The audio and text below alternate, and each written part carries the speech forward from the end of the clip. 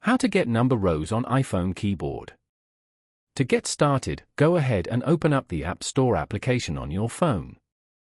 Once you're here, go to the search bar at the bottom and type in SwiftKey. From the results, go to Microsoft SwiftKey AI Keyboard. Here, tap on Open. Then, go back and open up the Settings app. Scroll down and go to General. From here, scroll down and go to Keyboard. Then, tap on Keyboards at the top. Here, tap on Add New Keyboard below. Select SwiftKey. Now, go back and open up the SwiftKey app. Once you're here, tap and hold the globe key in the keyboard.